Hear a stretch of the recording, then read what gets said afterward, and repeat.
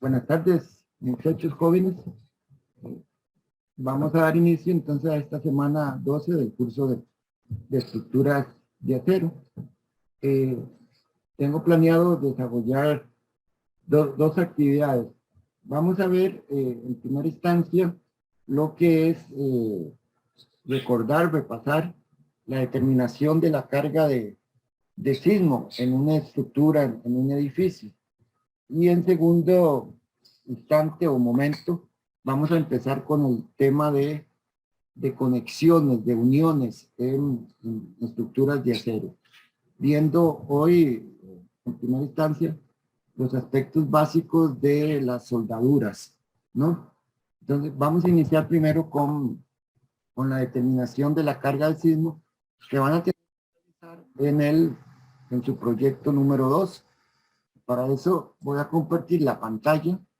Por acá yo les puse, ahí en el texto, hay una hoja de Excel. Se llama DESI. Esta es para calcular la carga sísmica en una estructura, ¿no?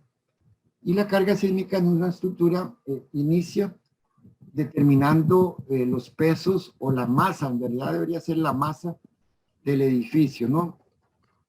Así rápidamente, aquí tenemos un edificio de tres niveles, ¿no? Creo que es similar al de ustedes, ¿no? Y bueno, cada piso de estos tienen un área de 1064 metros cuadrados cada piso. Vean que es un edificio muy regular. Supongamos que yo determiné la carga muerta en cada uno de los pesos, en cada uno de los pisos, y estimé una carga muerta en el primer nivel y en el segundo nivel de 600. Eso incluye el entrepiso, el peso del entrepiso, el peso de las vigas de entrepiso en ese piso, el peso del piso o del acabado del piso.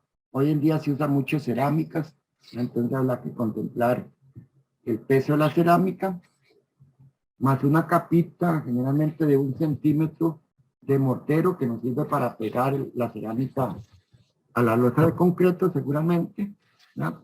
Debe incluir también, y se usa mucho, un cielo vaso liviano, ¿no? En muchos casos de estas láminas de yeso hoy en día, ¿no? Deben incluir instalaciones tanto eléctricas como tuberías que van a nivel de entrepiso. Básicamente, esas son las cargas normales que hay en un entrepiso. Sumando todo eso, yo calculé 600. Y en el último piso, calculé 400, ¿no? Entonces, el peso total para ese entrepiso de carga muerta simplemente es multiplicar el área por la carga muerta, ¿no? La carga viva, en este caso, corresponde como a un edificio de oficinas. Entonces, la carga viva corresponde, según el código nuestro, a 250 kilogramos por metro cuadrado. Este es el valor de la carga viva mínima, según el código. Estos 250 lo multiplico por el área, 1664, y me da por piso 1 y 2 una carga viva de 266,000 kilogramos, ¿no? Okay. Entonces, y aquí puedo obtener el peso completo del edificio, ¿no? 1.702.000 kilos, y el peso de la carga viva en todo el edificio, 744.800. Para determinar la carga de sismo, vamos a considerar lo que dice el Código Sísmico de Costa Rica. Dependiendo de la ocupación de nuestro edificio, entonces vamos a considerar la carga muerta completa. Se supone que la carga muerta del edificio siempre está en el momento en que actúa un sismo, ¿no? Más un porcentaje de la carga viva. que depende del tipo o de función del edificio, ¿no? Se supone que no toda la carga viva actúa no toda la carga viva se encuentra en el edificio cuando ocurre el sismo, ¿no? Y dependiendo del tipo de edificio, entonces así será esa probabilidad. Digamos, por ejemplo, las aulas de un edificio de la escuela, ¿no? Digamos, de día, existe una alta probabilidad de que las aulas estén llenas de estudiantes. Entonces, posiblemente, en ese caso, la carga sea toda. Pero si el sismo se da en la madrugada, la probabilidad de que estén llenos esos edificios prácticamente es cero, ¿no? Entonces, uno podría diseñar un edificio para que se presente el sismo en las madrugadas, cuando la carga viva sea cero, ¿no? Entonces, el peso sería nada más el peso muerto, ¿no? En este caso, el peso generalmente se usa de carga viva un 15%, ¿no? Entonces, simplemente aquí sumo los pesos que había obtenido, 638,000 para el primer nivel de carga muerta más un 15% de 266,000, que es la carga viva. Y así obtengo el peso para determinar la carga en cada uno de los pisos, ¿no? Este cálculo tendrán que hacerlo en su proyecto y distribuir esto al marco que les corresponde, ¿no? Esto creo que ya lo saben hacer. Aquí el asunto es estimar la carga muerta y la carga viva de manera, digamos, verídica o lo más precisa posible, ¿no? Ya para determinar la carga de sismo, entonces hay que seguir una serie de pasos. Y el primer paso consiste en determinar la demanda sísmica, ¿no? Nuestro país está definido en varias zonas sísmicas. Aquí lo tenemos por cantones, ¿no? Si el edificio se va a construir en Puriscal, en San Antonio, ¿no? Entonces simplemente uno lo escoge la lista y eso corresponde a la zona tipo 3.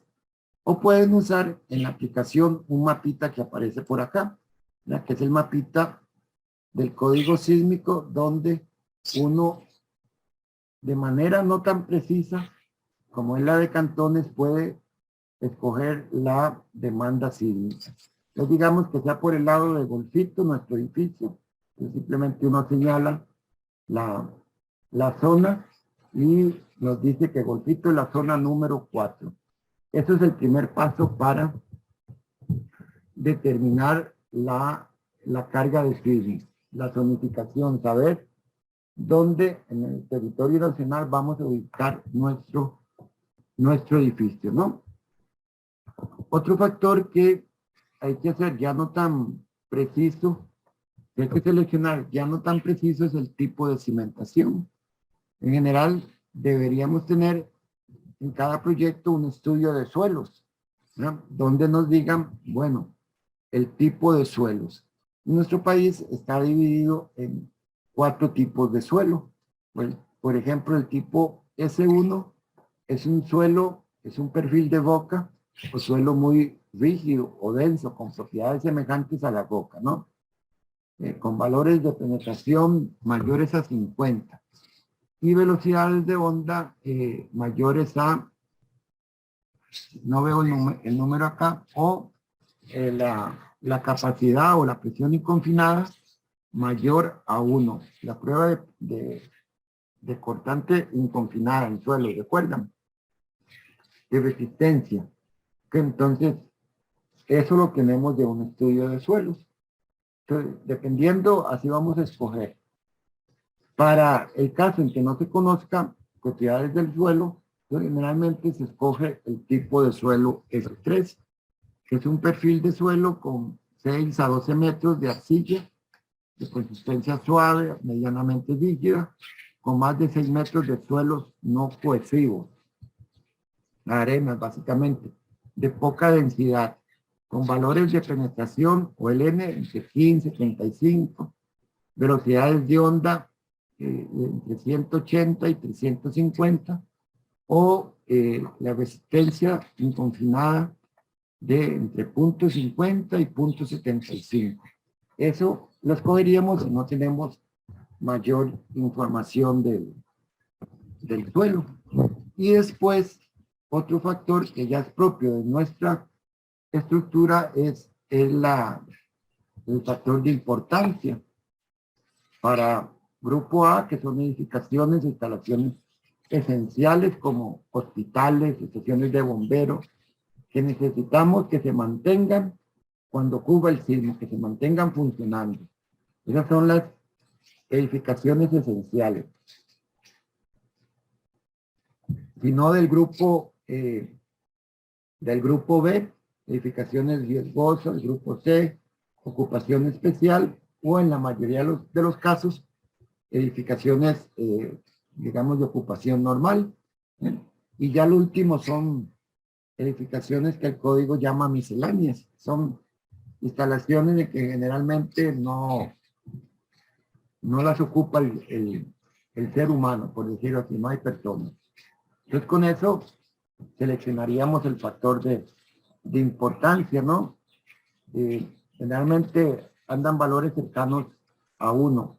Para edificaciones esenciales, especiales es un valor de 1. Edificaciones normal tiene un valor de 1 en el factor de importancia. Y ya con eso determinamos la aceleración psicoefectiva, que se llama la aceleración del suelo, en términos de la gravedad, 0.44 de la gravedad, ¿no? Entonces, si la gravedad es 9.8, la aceleración que esperaríamos es 0.44 de 9.8 de metros por segundo cuadrado. Esa en realidad es una aceleración bastante alta, ¿no?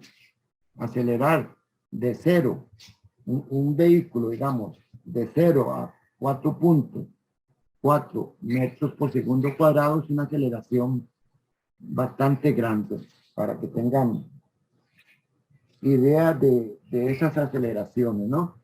Entonces la demanda o la carga nuestra de sismos la estimamos con base en esta aceleración efectiva.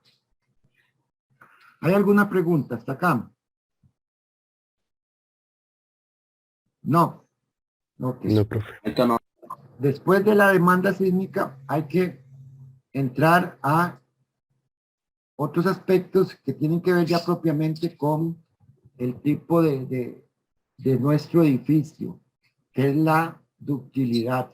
Y el código los clasifica en 5 tipos de edificios. Los edificios tipo marco, ¿no? Son básicamente edificios, columnas y vigas, ¿no? Como el que tienen que diseñar en su proyecto número 2. Edificios tipo muro, ¿no?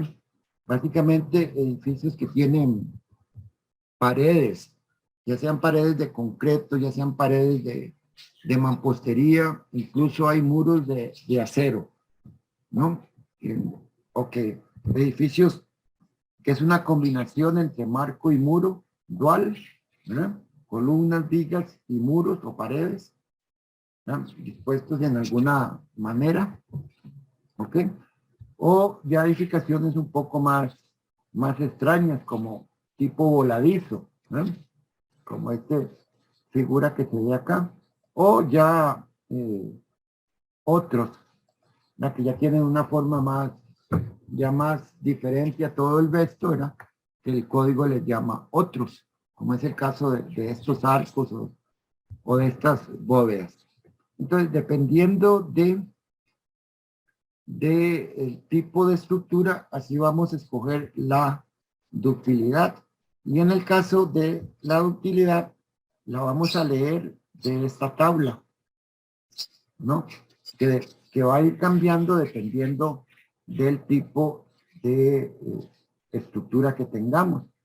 Para marco es esta tabla, para muros es esta otra, ¿no? Entonces, escogemos tipo marco y vemos escogemos la ductilidad y la ponemos acá, ¿no? ¿Ok? La ductilidad entendida como la capacidad de nuestro edificio para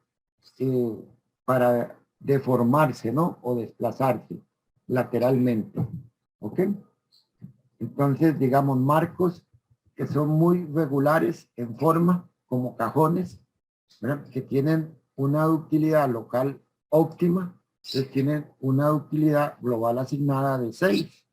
Y este es el valor que colocamos acá. O sea que este marco, una vez pasada su rango elástico, los elementos pueden deformarse 6 veces más. Y eso es muy importante en el diseño sísmico, ¿no? Porque el diseño sísmico, lo que pasa con un sismo es que hace que el edificio tenga desplazamientos, ¿verdad? Entonces, estos edificios, marco 6, con ductilidad 6, quiere decir que se puede desplazar 6 veces más que en el banco elástico. Y eso es una, digámoslo, una gran ventaja, esa capacidad de formarse el edificio, ¿no? Entonces, con este valor, uno puede, determina la ductilidad. Pongamos, digamos, 2, que sea un marco D, que sea irregular y con una ductilidad local moderada, entonces sería tipo 2, ¿no? Y ya con este valor de ductilidad pasamos a lo que ya conocen ustedes, que son los espectros, ¿no?